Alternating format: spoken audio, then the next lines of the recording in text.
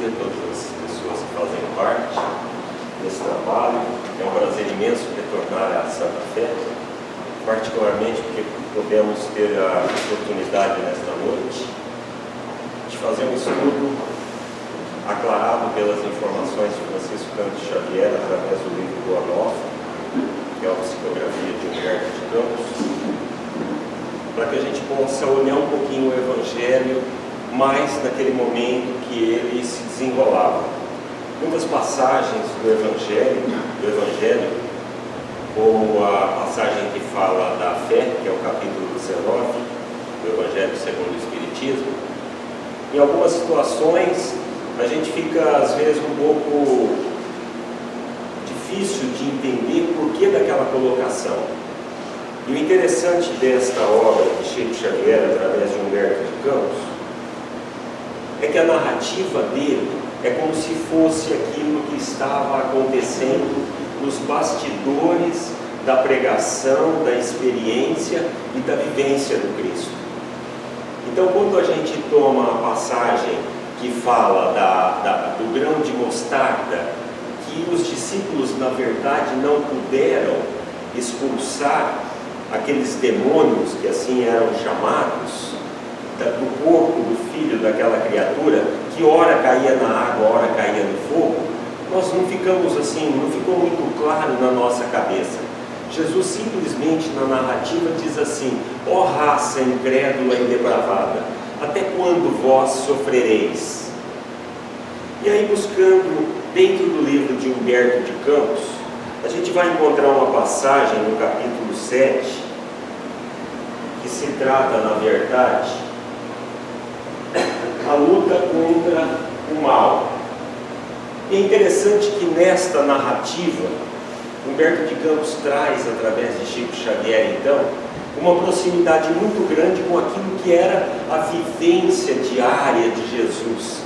Nos dá a impressão, estudando esta obra, que nós estamos transportados àquela época, que nós vivemos mais próximos do ensinamento do Cristo, como ele passava suas mensagens, o que de fato aconteceu para que ele chegasse àquela situação daquela passagem que está narrada no Evangelho segundo o Espiritismo. E é interessante que a gente observar, que o livro cita, que entre as ocorrências da tarefa apostólica, os encontros do Mestre com os endemoniados, assim nominados, que eram aquelas criaturas que na verdade nós podemos compreender hoje, que estavam talvez obsidiadas, tocadas por espíritos maus, que eles chamavam, espíritos imperfeitos, espíritos que estavam ali provocando um processo de desequilíbrio. E aqui nesta narrativa, Humberto de Campos cita o apóstolo Tadeu, que não é tão citado como os apóstolos mais conhecidos, os evangelistas, aqueles que são mais difundidos no meio cristão. Ele se importava muito com essas ocorrências. Na verdade, ele ficava impressionado como aqueles espíritos, no momento que Jesus agia sobre a criatura através da sua envergadura moral, determinava que aqueles espíritos do mal pudessem ser afastados daquela criatura que se encontrava sob esta influência. Então ele diz que nesse momento os espíritos saíam desta criatura fazendo uma algazarra, num processo que chamava muito a atenção dos discípulos. Então é interessante também, porque a gente vai observar que o processo de obsessão, de contato com os espíritos, é uma coisa que estava muito próxima, era muito comum na época do Cristo, era tratado de uma maneira muito natural, muito se falou disso. No entanto, a partir do momento que a escola cristã, adotada pelo Império Romano e trazida à luz pelas modificações dos homens, ela foi mudando um pouco aqueles conceitos que naquela época eram conceitos, vamos dizer assim, mais naturais. E que a nossa doutrina agora, mais recentemente, veio abrir de uma maneira mais clara todas as criaturas, tratando diretamente desta influência que a gente sofre do plano espiritual. Tamanha é esta influência que o Livro dos Espíritos narra, então, através da pergunta de Allan Kardec, se os Espíritos influenciam a nossa vida. E aí os Espíritos respondem que nós somos influenciados muito mais do que nós podemos pensar.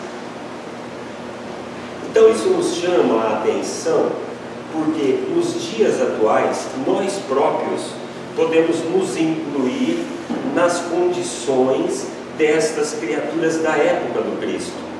E uma coisa interessante também é que quando ele fala endemoniados, a gente vai se remeter à palavra diabo ou demônio, mas a gente tem uma conotação mais mitológica, mais de uma construção teológica da Idade Média. Se a gente observar a conotação que se dava ao termo, esta palavra era então compreendida na sua justa acepção.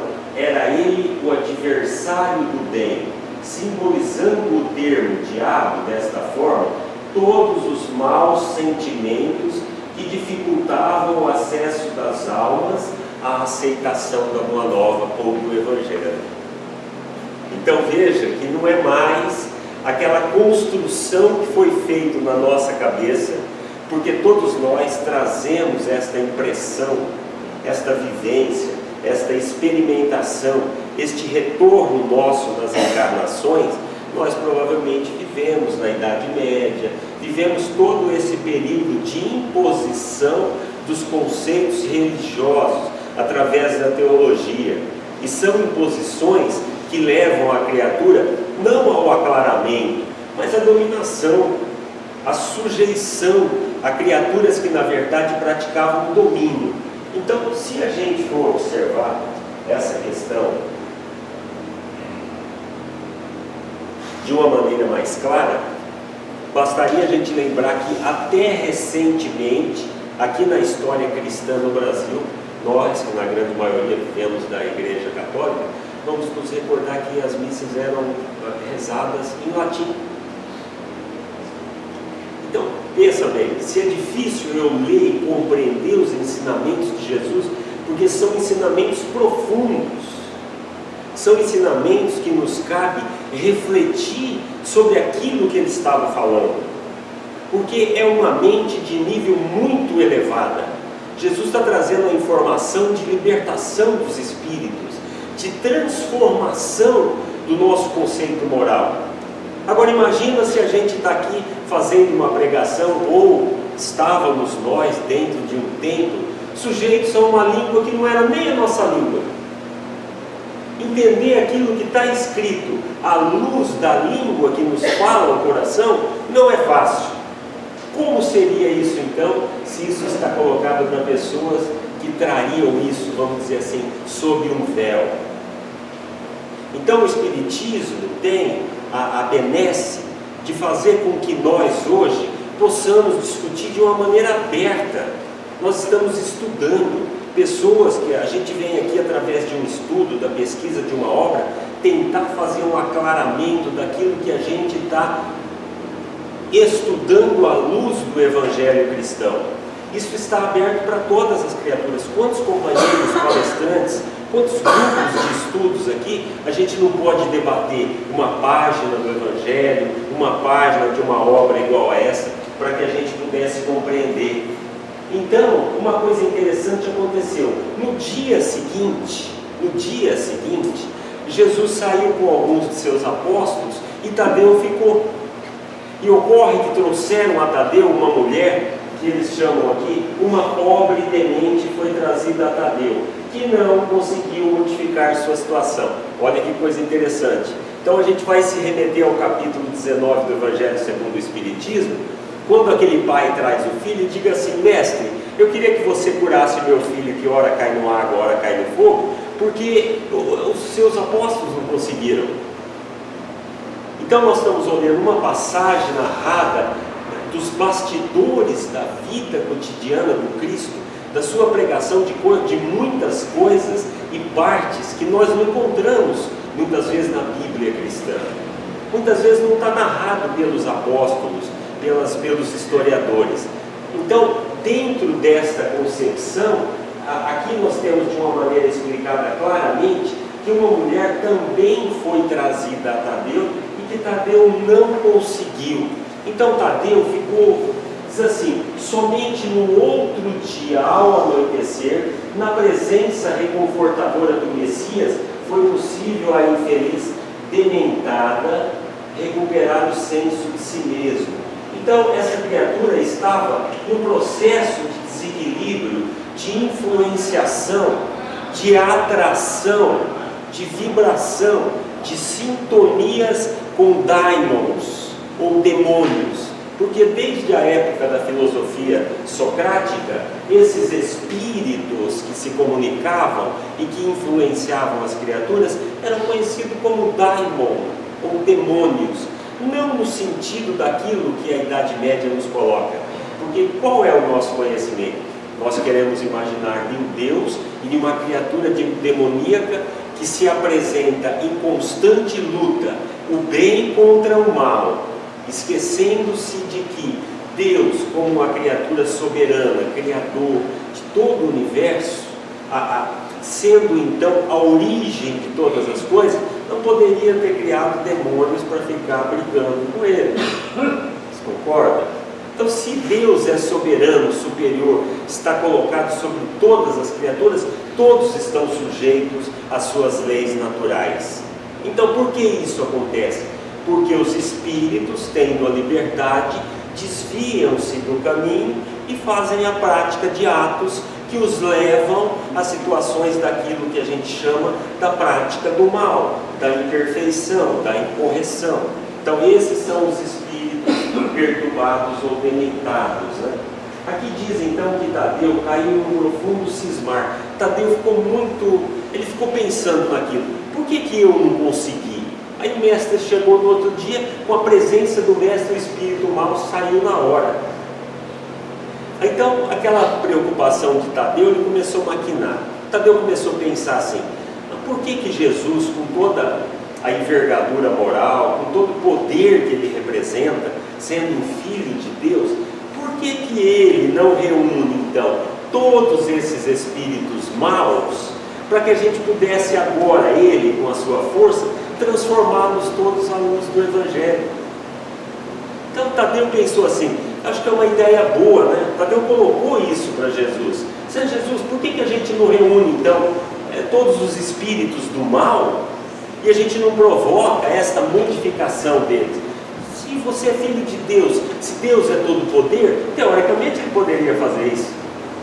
Quantas vezes, é interessante que aí eu me coloco exatamente no lugar de um apóstolo, né? Como aquele crente que tem pouca fé ou compreensão da extensão da bondade e da luz desse mestre e desse Pai Criador que rege o universo. Quantas vezes a gente pensa assim? Eu já me caí pensando assim: ora as bolas, mas por que Deus não elimina todo esse pessoal ruim, né? Por que Deus não muda tudo isso daí? Por que não se persegue todas essas criaturas? Hoje ainda, nos dias atuais, quantos de nós, olhando as situações infelizes, olhando o que está acontecendo de errado, a gente não é pego pensando: poxa vida, a gente podia transformar todas essas criaturas, né? Deus podia mudá-las todas, para que aí o mundo vivesse em paz. Então aí nós vamos ver a explicação que vem através de Jesus, né? Então, se era tão fácil, ele faz esta proposta para Jesus, para que todos fossem convertidos ao reino de Deus. E aí tem uma coisa interessante que Jesus então coloca para Tadeu. Veja como Jesus, ele conseguia sentir, observar seus apóstolos, e o seu ensinamento ia profundo naquilo que a criatura tinha de perturbação, de dúvida, como nós temos, né? Então, Jesus pergunta a Tadeu, qual o principal objetivo das atividades da tua vida? Essa pergunta de Tadeu pode ser uma pergunta para nós, né? Se Jesus perguntasse para nós hoje, quais os objetivos das atividades da tua vida? Qual a razão da tua vida? Olha a resposta de Tadeu. Tadeu foi muito positivo, realmente diz aqui o Humberto de Campos que ele foi instruído pela espiritualidade, porque ele responde assim: mestre, estou procurando realizar o reino de Deus no coração. Vocês querem uma resposta mais profunda de um discípulo para o seu mestre? Olha a profundidade. A gente pensando, qual é o propósito da nossa vida? Agora a gente começa a olhar sobre um outro ângulo, porque ele deu uma resposta que é a resposta real de cada ser, é o objetivo de cada um. Então ele fala assim: estou procurando realizar o reino de Deus no coração. Aí então Jesus retruca para ele: indispensável se faz reconheçamos que todos somos irmãos do mesmo caminho. Por que Jesus respondeu isso? Porque, ora, se eu estou procurando estabelecer dentro de mim o reino de Deus no meu coração, aquele irmão imperfeito, aquele espírito obsessor, aquele que estava perturbando, que está em desequilíbrio, ele está em uma situação de infelicitação, mas ele é nosso irmão. Então Tadeu fica admirado. Tadeu pergunta para Jesus assim: mas quer dizer que os homens maus, os espíritos maus, são nossos irmãos? Mais uma pergunta para a gente refletir. Então essas criaturas do mal, que a gente abomina, que a gente está olhando aí, que a gente condena, a gente pergunta assim: essas criaturas são os nossos irmãos? Jesus responde assim: Deus, como Pai soberano, nos criou a todos. Todos nós temos a mesma oportunidade. Pode ser que nós, felizmente, hoje estejamos em um grau, digamos assim, que a gente não tem praticado tanto mal quanto aquele que a gente ainda vê no coração de determinadas criaturas. Mas a todos os homens é dada uma oportunidade do seu refazimento. Então não dá para eliminar eles, como Tadeu pensou. É necessário que cada um, então, possa, através do seu trabalho, se sujeitar a essas leis. Porque ele fala assim, se o mundo parece povoar-se de sombras, é preciso reconhecer que as leis de Deus são sempre as mesmas, em todas as latitudes da vida, em todos os tempos. E aí eu perguntaria assim: será que o mundo nosso atual, o nosso dia a dia, a gente não se enquadra aqui, não parece que está tudo povoado de sombras? Aí ele continua: os inimigos do reino que se empenham em batalhas sangrentas. Será que a gente vê isso hoje na sociedade? Eu pergunto para vocês, gostaria que vocês me respondessem. Vocês percebem isso hoje? É comum a gente ver isso? É ou não é, gente? Olha, os inimigos do reino se empenham em batalhas sangrentas. Meu Deus do céu! Para todo lugar que a gente olha, a gente vê guerra. A gente vê um país contra o outro, nações contra nações, as criaturas contra o processo dos irmãos menos favorecidos, contra a imigração, contra as raças, as crenças religiosas. Então essa diferenciação a gente vê nos dias atuais.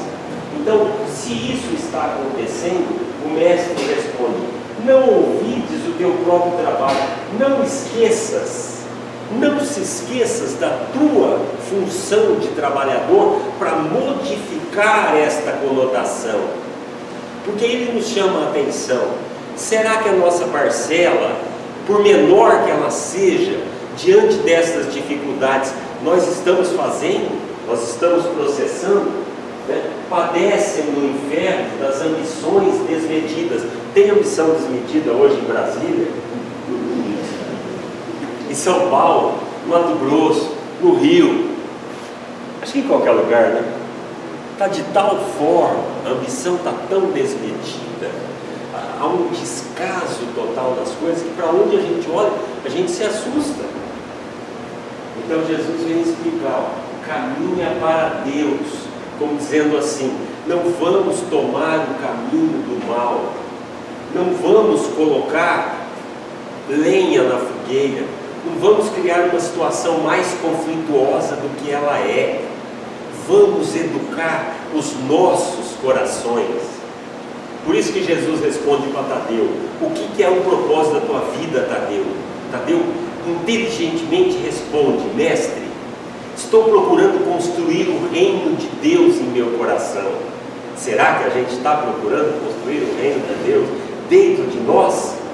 Então a proposta de Jesus que caminha para Deus é essa: olhar as barbaridades, as lutas sangrentas, os desencontros, os descaminhos, descalabros, não condenando o que está lá fora, modificando-se a si mesmo, porque esta sociedade é a resposta do conjunto do que cada um de nós é. Cada um de nós precisa se transformar, né? Precisa encontrar este reino de Deus em nós. Lançam a perseguição contra a verdade. O que vale mais hoje? A mentira. Todo mundo mente deslavadamente. Não vi, não sei, ninguém falou a verdade. Então, nesta situação, tens contigo a verdade divina. É para a gente não esmorecer, para a gente perseverar, para a gente ter claro na nossa mente qual é o ensinamento cristão, o que nos cabe fazer. É possível que cada um de nós faça a sua própria transformação. Eu não posso fazer a transformação daquele indivíduo que está lá em Brasília enchendo as malas de dinheiro. Eu não sou capaz de transformar a vida dele, mas eu sou capaz de transformar a minha. Isso compete a mim, né? Os grandes patrimônios da vida não pertencem às forças da terra, mas às forças do céu. Então, quando ele diz os grandes patrimônios da vida, ele está falando da essência, ele não está falando das coisas materiais. Veja como é gozado, como é interessante. Nós pensamos sempre no aspecto material. Quando a gente fala em patrimônio, a gente pensa em dinheiro, casa, fazenda, carro, sítio, lanche, apartamento. Raramente a gente para um pouquinho e pensa: opa, nós estamos indo na casa espírita, nós somos espírita, então eu sou espírito, então deixa eu cuidar do meu patrimônio. Mas é um patrimônio do céu, como quem diz: o meu reino não é deste mundo material, o meu reino é o mundo espiritual, é a essência do ser, é aquilo ao qual ele pode se transformar. Então nós vamos verificar o seguinte: diante disso, o adversário, Jesus dizendo que o adversário é sempre um necessitado que comparece ao banquete das alegrias, e por isso, embora não tenha sido convocado, convidando somente os aflitos, os simples e os de boa vontade, que Jesus diz assim na pregação do Evangelho: vamos falar com as criaturas simples, humildes e de boa vontade, porque aqueles que estão dispostos a aceitar o reino de Deus são esses que estão dispostos a fazer a sua transformação. No entanto, Jesus fala: nunca lhes fechei as portas do coração, encarando sua vinda daqueles que são necessitados, que são os nossos adversários, como uma oportunidade de trabalho. Como nós vamos encarar o adversário, a adversidade? Como uma oportunidade de trabalho, de que Deus nos julga dignos. Aí Tadeu explica então: Senhor, vossas palavras são sempre sábias. Entretanto, de que necessitarei para afastar as entidades da sombra? Tadeu continuava querendo ser aquele que pudesse chegar para qualquer espírito obscuro e dizer assim: sai daí agora porque eu estou mandando. Não é isso?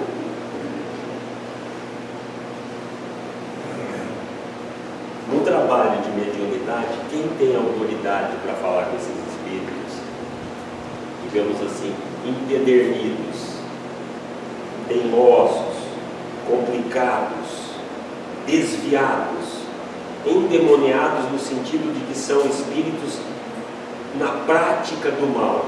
Não é a configuração do mal contra o bem. Não são espíritos determinados para ser sempre mal. São espíritos sujeitos à modificação, ao aprendizado, à transformação. A minha pergunta é para os médios, né? Deve ter médios aqui no trabalho de mediunidade espiritual. Como é que a gente fala com o espírito quando chega um espírito meio bravo, hostil? Como é que é o processo? O treinador faz o treinamento. Como? Tem que conversar com ele, dialogar com ele. Como que é esse diálogo? O diálogo, primeiramente, ele já quer chamar por Jesus, ajuda divina. Eu sou violento mesmo. Eu chego, tem Deus que isso é normal. E como é que nós temos que tratar essas criaturas? Tá bem, eu acho que pode tratar mal. Nós temos que tratar bem, nós temos que tratar com amor, mas para a gente tratá-los com amor, nós temos que ter o quê? Tem um carisma muito grande. O carisma que o senhor está falando é uma autoridade moral, é a prática do evangelho cristão. Se eu tenho envergadura para falar para ele, porque o meu exemplo, a minha conduta, ele vai se sujeitar, porque Jesus falou para Tadeu. Por que Tadeu não conseguiu expulsar? Porque Jesus lembrou ele: você está construindo o reino de Deus em você tem que fazer isso. No momento que no seu coração se fizer a luz do Evangelho, a sua luz é capaz de afastar qualquer espírito perturbador. Está certo ou está errado? A sua luz desenvolvida pelo seu trabalho, pelo seu mérito, pelo seu sentimento do bem, pelo seu exemplo, pelo seu aprendizado do Evangelho de Jesus, pelo aquilo que você segue do Evangelho cristão, por aquilo que você representa. Você é capaz de falar com a criatura, e a criatura então vai abaixar sua bola e sua voz e dizer assim: eu estou diante de uma criatura iluminada pelos ensinamentos do Cristo. Esse é o objetivo maior da nossa vida através do Evangelho, fazer a nossa transformação, porque senão a gente não consegue falar com ninguém. O Espírito começa a dar risada da gente e fala: sai de brincadeira, eu te conheço, eu sei o que você faz. Então, não serviu para nada, entendeu? Então Jesus cobrou isso de Tadeu: Tadeu, para de olhar o outro que está perturbado, querer transformar o outro que é o mal, transforme-se. Essa que é o ensinamento. Que aí Jesus veio falar novamente aqui, ó. Tadeu, volta à mesma pergunta: o que é necessário para que eu afaste as entidades da sombra? Necessitas da edificação do reino no âmago do teu espírito, sendo este o objetivo da tua vida. Jesus fala para ele: agora, Tadeu, nós voltamos no começo do nosso diálogo. Ele volta lá atrás: eu já te falei isso. Porque Tadeu pensava assim: se Jesus tem poder, por que ele não me dá o poder e eu saio fazendo a mesma coisa por aí? Porque nós não somos robô, nós não somos máquina. Nós somos espíritos amados e criados simples e ignorantes, todos.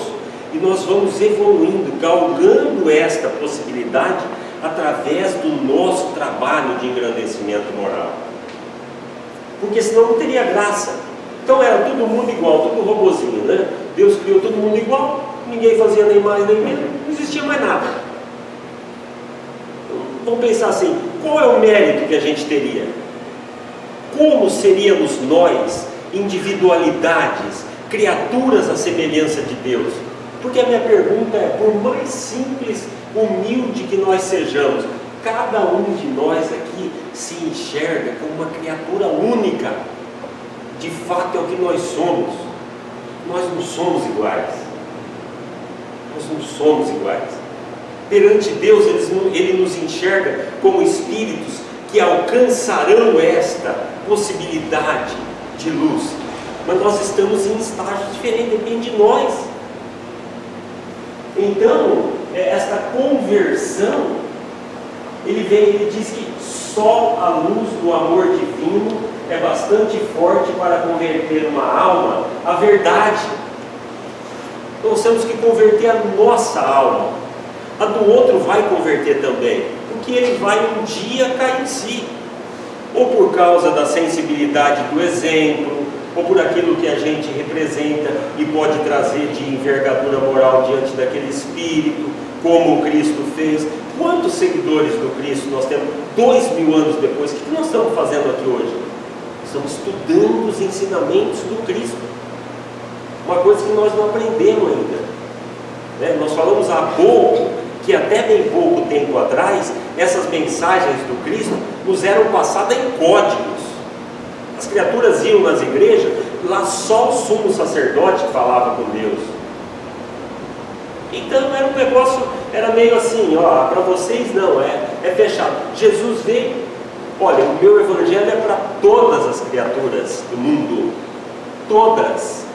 Agora, é preciso que a gente consiga estudar, compreender, porque hoje nós já temos conhecimento suficiente para fazer uma leitura e não interpretar ela ao pé da letra.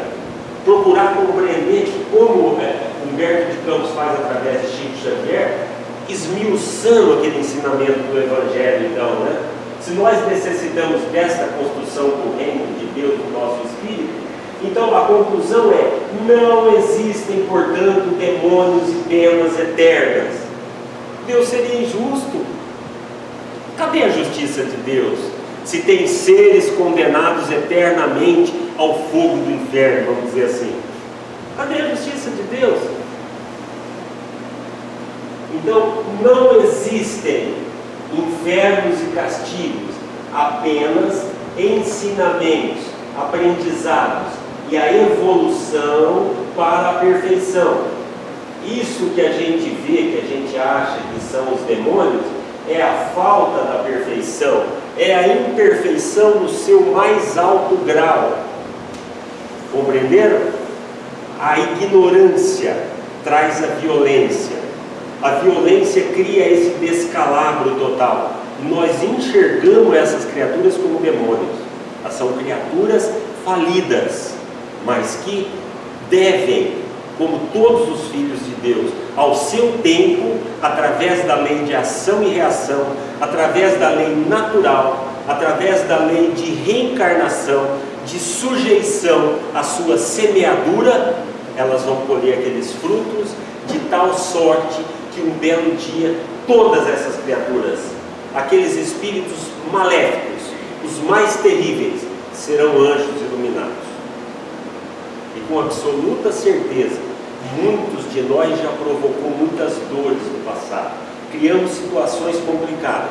Hoje a gente já está mais controlado, graças aos ensinamentos de Jesus, ao esclarecimento, à doutrina que fala com clareza, que faz a gente compreender à luz da razão que é possível se modificar, que a gente tem que fazer a transformação, não cobrar o outro, né? Então isso está dentro da lei de Deus.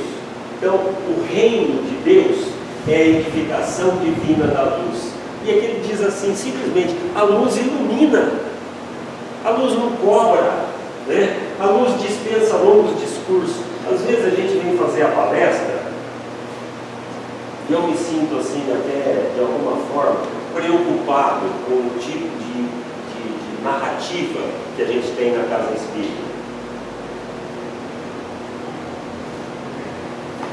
Porque o estudo é um momento mais oportuno de aproximação, é o momento onde a gente dialoga. Agora só eu estou falando. Agora há pouco o nosso irmão emitiu uma opinião muito legal, é isso. Então é importante que a gente pudesse, todos nós aqui, estabelecer um diálogo. Eu ouvi agora uma colocação diante do que foi colocado sua. Disse assim: ah, mas eu penso isso. Por que isso?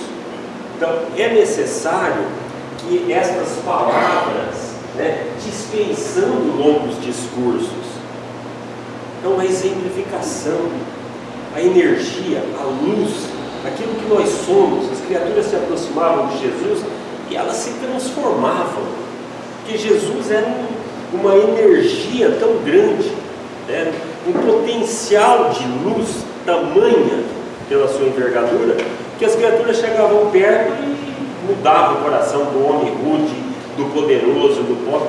Quantas passagens nós vemos? Aqui nós vemos várias passagens narradas de uma maneira mais fácil da gente entender. A passagem de Nicodemos, que é o cobrador de impostos, e tantos outros, tantas outras passagens bíblicas que a gente não entende como é que essas criaturas se transformaram. À vista de Jesus, elas se transformavam completamente, porque as palavras se dispensavam os discursos, né? Capacita-te de que ninguém pode dar a outrem aquilo que ainda não possua no coração. Ora, como é que nós podemos mudar o homem que é mal, queremos transformar a sociedade, se a gente não tem tudo isso dentro do coração da gente?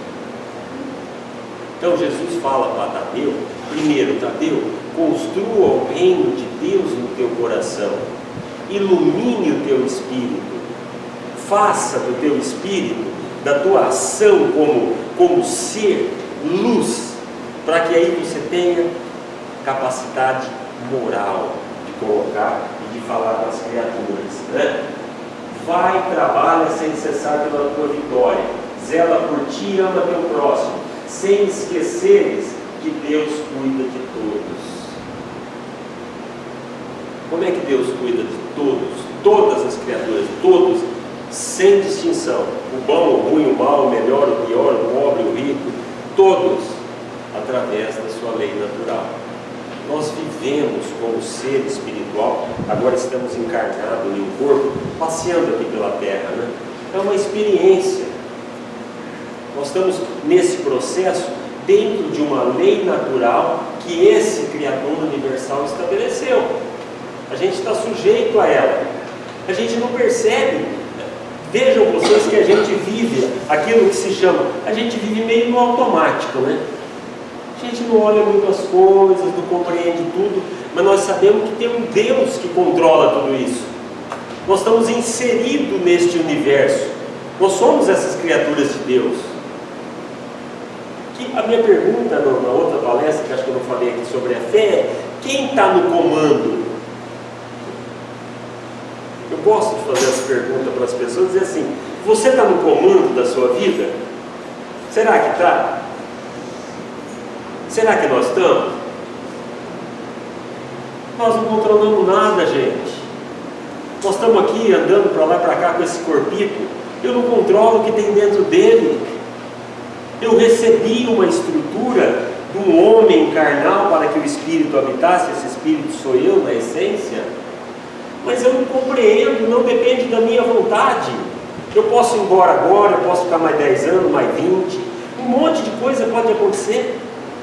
Eu já vivi 58 anos e em nenhum momento eu fiquei lá olhando como é que meu coração estava, se o pulmão estava fazendo um processo de respiração correto, se o coração estava bombeando sangue tudo certinho para as células, se as células estão lá se renovando, trabalhando. Alguém está nesse comando aí?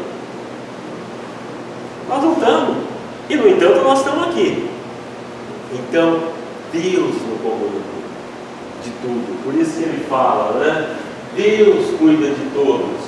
Aí no final deste capítulo tem uma coisa interessante, que é uma passagem de Lucas, que é do capítulo 11 do Evangelho, versículo 23 a 26. Aí ele narra um negócio para que a gente pense. Quando o espírito imundo sai do homem, ele está falando então, vamos lembrar que nós estamos falando das pessoas que estavam obsidiadas, né? Porque eram trazidos para ele curar os endemoniados, né? Nós sabemos, espíritos que estavam lá e a pessoa está toda. Então tá, quando o espírito imundo, esse espírito desequilibrado, perturbado, sai do homem, anda por lugares áridos. Por que lugares áridos? Porque ele é um espírito do mal. Ele não é um espírito fadado a ser eternamente mal, mas ele, por suas ações, vibrações, sentimentos, pensamentos, é aquela criatura que está do lado distorcido do homem de bem. Tudo que Jesus veio pregar é o amor às criaturas, é a prática do bem, da caridade, da tolerância, da benevolência. Tudo isso é um lado claro. Aos espíritos que se rebelam, não fazem isso, escolhem o outro lado, né? Então ele diz assim: anda por lugares áridos, procurando e não achando, que esses espíritos não vão achar guarida para esse mal. É dor, é sofrimento, é angústia, é desespero, até uma hora que ele cai em si. E a criatura mais arrependida, mais Vamos imaginar a criatura que tenha um grau de ruindade, de negatividade maior que seja, um belo dia, diante de tanto sofrimento, ela se cai e se volta para Deus e meu Pai, me perdoa, eu preciso da tua luz, né? Então, ele diz assim, ó, procurando e não achando, aí o que esse espírito mau e muito pensa? Voltarei para a casa de onde saí. E aí, ao chegar, acha varrida e adornada. Depois ele vai e leva consigo ainda mais 7 espíritos, pior do que ele, que ali entram e habitam. E o último estado daquele homem que estava alimentado, endemoniado, fica sendo pior do que o primeiro estado dele. Por quê? Porque ele não edificou o reino de Deus no seu coração. A gente vem na casa espírita, pede para tirar o espírito ruim, faz um trabalho, o espírito bom leva ele um pouquinho para algum lado, mas eu volto ali fora, faço tudo errado outra vez, me sintonizo com ele, trago ele de volta para mim. Aí eu volto aqui na casa espírita e falo assim, vocês precisam tirar o espírito aí, porque esse centro está muito fraco, não deu certo, não funcionou. O trabalho não funcionou. Então Deus diz assim, o estado vai ficar pior do que o primeiro, né? Então ele ainda vai voltar lá e vai levar mais amigo com ele. Mas de quem que é essa responsabilidade? Nossa! Então essas reflexões nos levam a pensar quanto de responsabilidade que nós temos perante as nossas dificuldades. Não é imaginar que o outro pode eliminar tudo, resolver o meu problema. Não. É a gente ter consciência, é encarar isso de frente, né? É ser capaz de fazer essa transformação.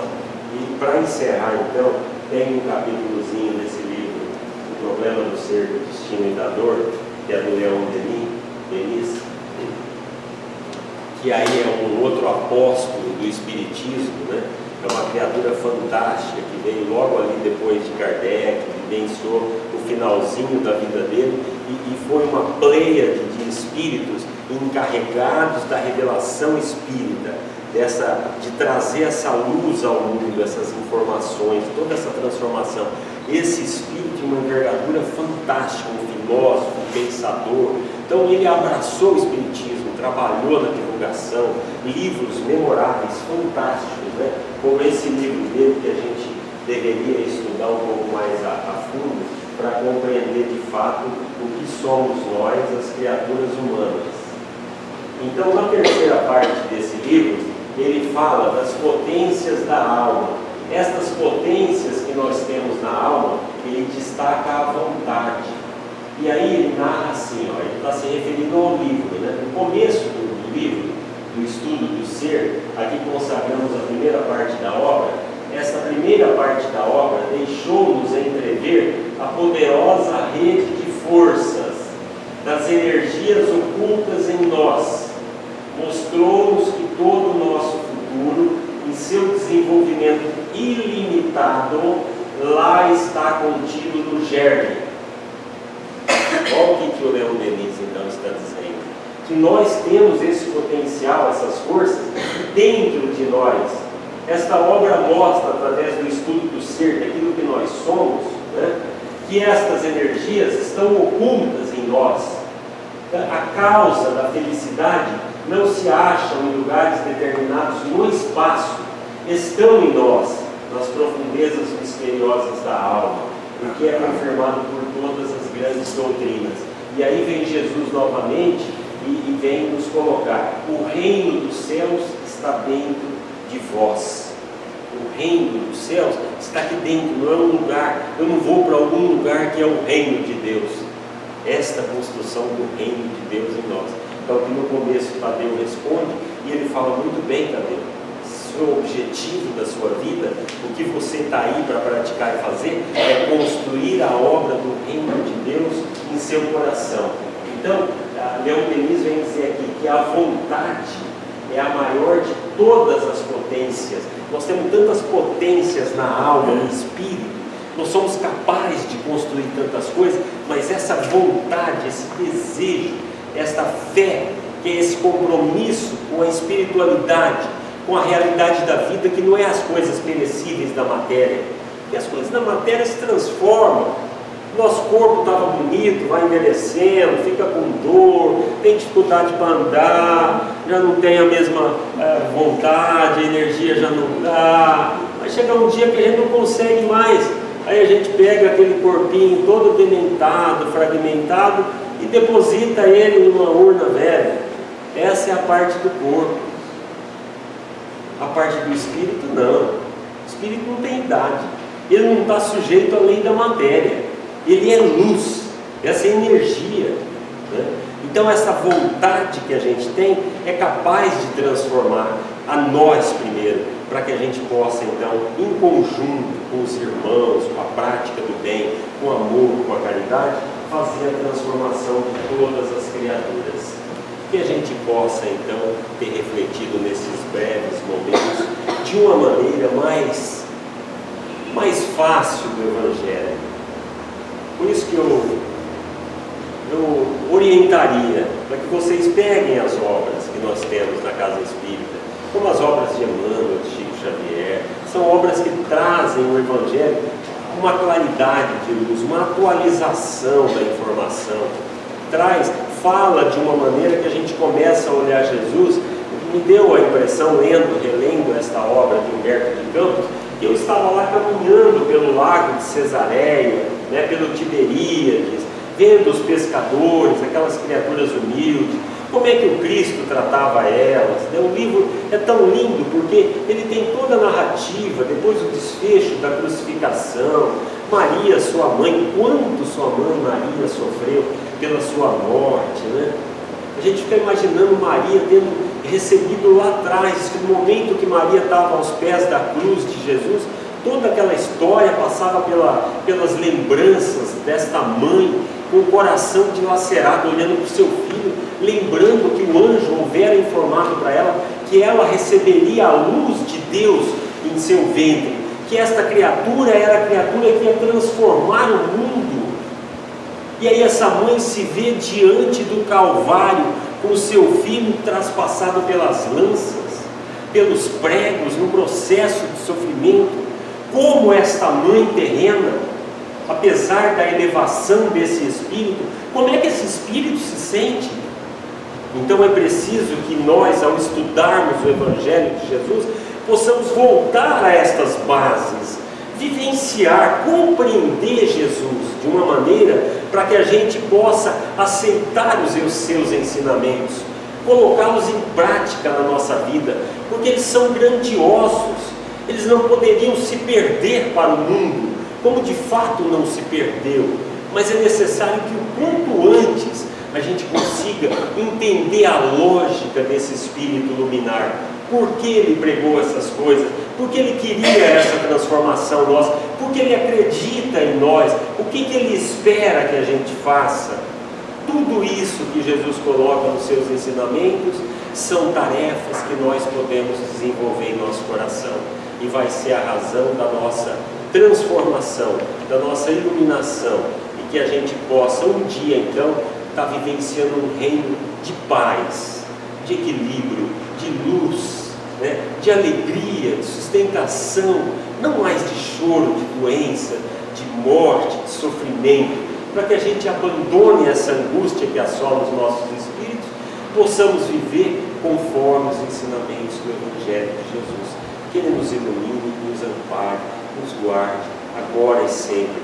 Que Maria, essa mãe amorosa, a figura excelsa da mulher, da prática da criação, da transposição dos mundos espirituais para o material, que traz a criatura humana nessa possibilidade desta viagem terrena, para que a gente possa aproveitar, reconhecer o valor, lembrar deste valor com o coração satisfeito, pleno de paz e de regozijo.